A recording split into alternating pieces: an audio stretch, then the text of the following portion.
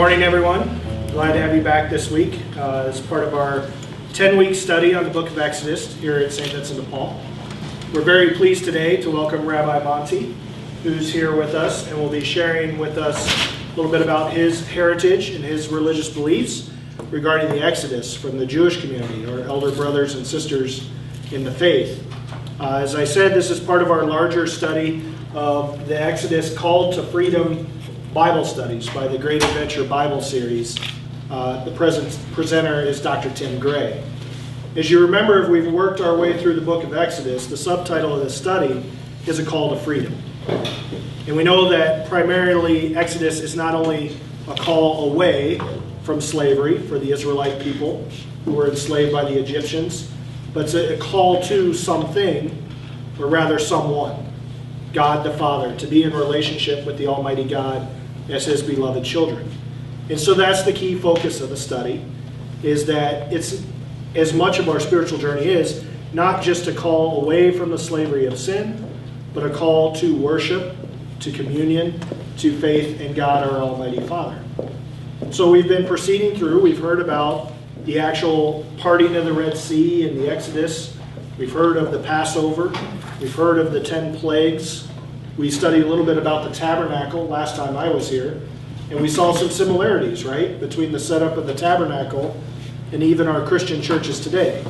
Some of the things seem to resemble one another and seem to be a carryover of sorts into our Christian faith. And then I believe last week you spent some time on the commandments, is that right? So you studied the 10 commandments, and you know that even within the Christian tradition, there's two different versions of the commandments. And they're all 10 the same, but it depends how we group them and how we number them, that there's a little variation. So we're going to ask Rabbi, we gave him a list of questions that some of you have come up with.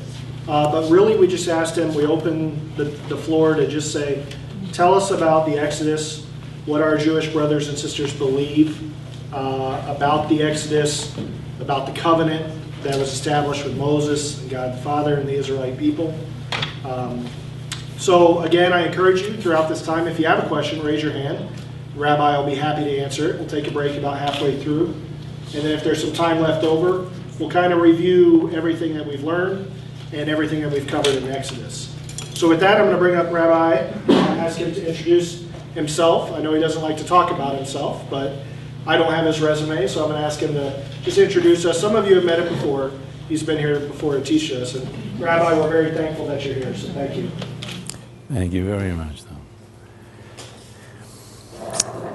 So the first thing I can say is basically I've been here many times and I appreciate being invited again. And thank you to the church for inviting me back to talk and to share some of the insights and some of the knowledge that I have, which of course is very small, but sometimes it's always good to listen to someone that has a different perspective. And it's great. I'm grateful to hear how much you've studied. That's a wonderful asset that you have in the church, that you have this 10-series lecture on the Exodus. It's a beautiful thing to start off from. I would say that basically I'm the rabbi of a congregation here in Austin. And I'm also teaching in general. I teach Kabbalah, I teach everything about Judaism that people are normally interested to know. I teach, I'm also the founding director of a nonprofit institute, the 12-Tribe Torah Institute, which does research in certain areas of the Torah. But today I'm going to be addressing just your area of interest, which is the book of Exodus. First thing I want to note is that in Hebrew we don't call it the book of Exodus.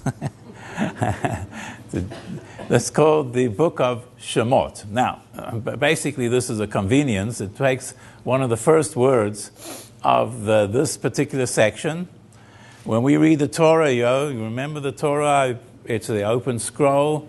There usually are 5 lines in between the end of one section and in the other section. So Genesis will be 5 lines, and then Exodus. So you can see clearly where the new book within the 5 books of Moses are starting.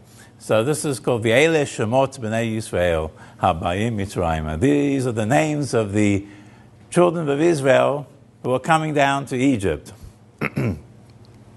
So one of the interesting things is, yes, this is about freedom. The whole purpose of this book and the purpose of the religious viewpoints that are expressed in the book of Exodus is to not only tell us a historical event that happened way back then, the historical event of the Israelites leaving Egypt and going to the Promised Land, but it's also a manual on how to leave our own addictions, our own propensity to be slave-like.